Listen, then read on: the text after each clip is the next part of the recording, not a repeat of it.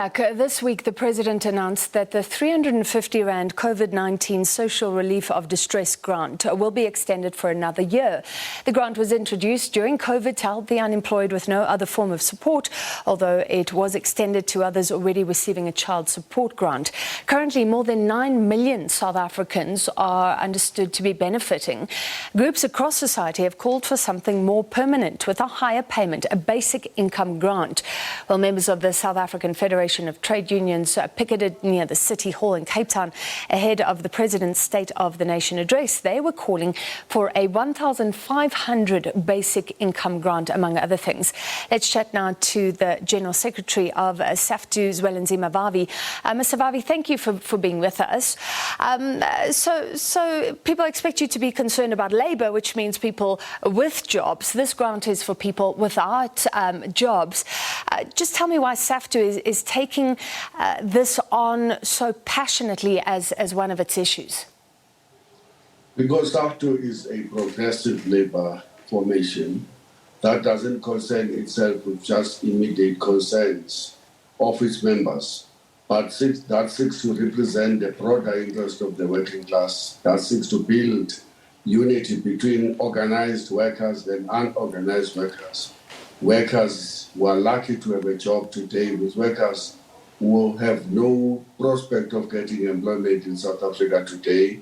They are trapped in that long queue of 12.5 million South Africans.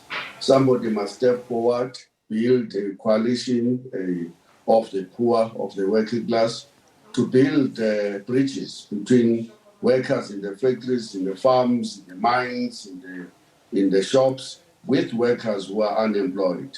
Because in a capitalist society, nobody can secure a permanent victory. All of our victories are but temporal, and they can be removed anytime by the power of the bosses that employ workers. Yeah.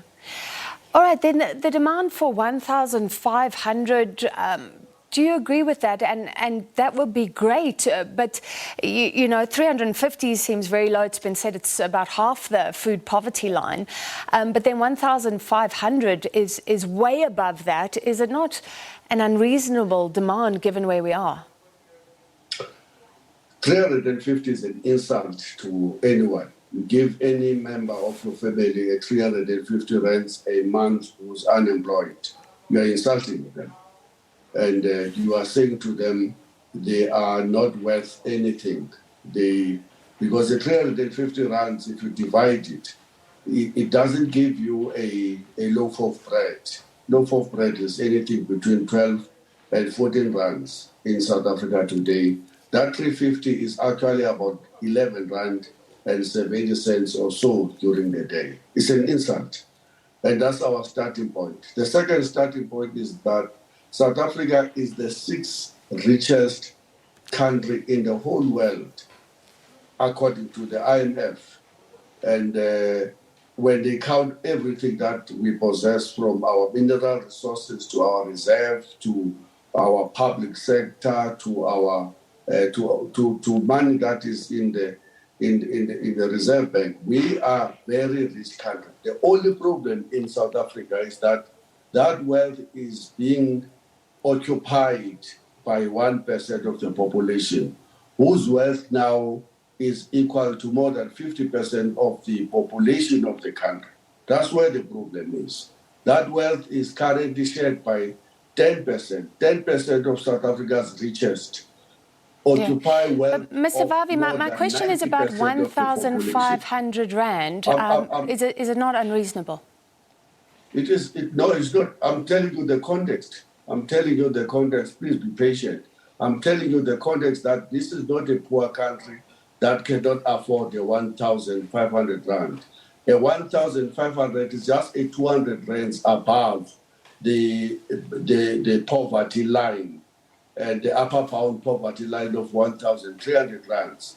And the 1,300 is something that every person just needs to afford a meal every day, and to have a rice once a weekend, and a meat once a weekend. It's not extravagant at all.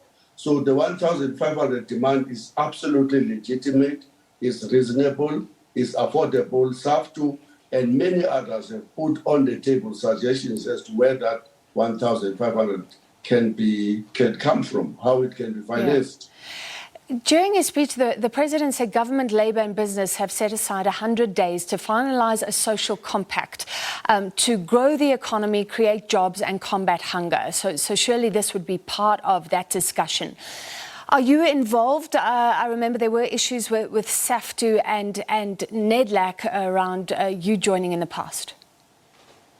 We are not part of NEDLAC.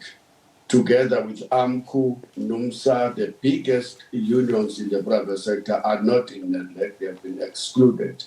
The biggest formations of working class civil society are not participating in NEDLAC.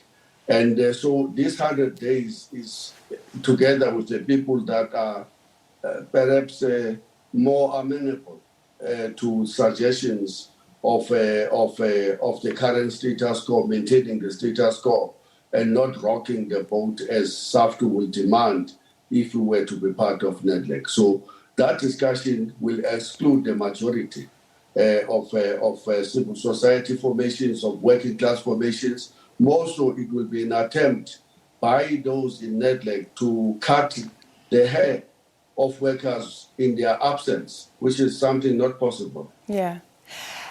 Mr. Vavi, one of the issues that SAFTU members, I think, also brought up was something that a lot of South Africans are concerned about, the rail system, the vandalisation, the theft. That affects workers. It seems a crying shame that there are very few options for people. Sometimes they only have the taxi system to rely on. And I want to ask you, because the talk is often, you know, us and them, sort of enemy talk. Can Labour be part of the solution here and work with the people who own the rail and government and be part of making that situation better? We will jump at any opportunity if it was to be provided to us to work with the government to ensure that we do something about the theft, the destruction, and the outright stealing of the railway, uprooting it. Clearly, in order to feed into the undercover market that is demanding steel, the scrap metal, everything that is steel-based is being stolen. And clearly, the people who are stealing it is business, who are operating these scrap yards and who are sending everything out into China and other economies of the world. But we blame government. The government removed securities at park stations and in all other railway stations. They removed the police, the security, and these things worth billions and billions of rands remain unguarded as we speak.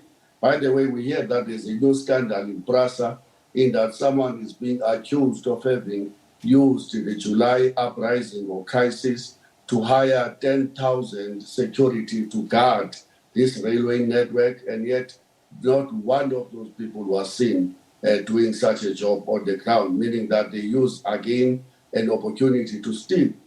We want to make a call yet again to government. Don't go to the State of the Nation address and promise us heaven and earth. Can you do the simple things?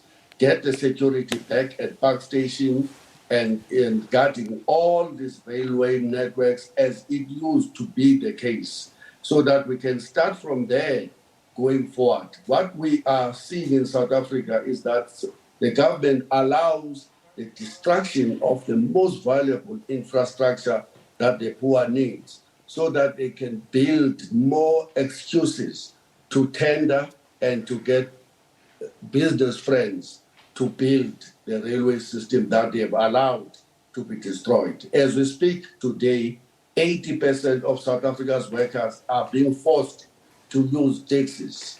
Can you believe it? 80% are being forced to use taxis that are not necessarily the cheapest, the most reliable, the most affordable, and more importantly, the safest. Yeah. And this is a shame. This is absolutely scandalous. Mr. Vavi, I agree. It's a crying shame. Thank you for For that discussion, we'll talk more about the 350 Rand grant in future. That was Zwelinzima Vavi, the General Secretary of Trade Union SAFTU. Let's take a look at your weather. And like I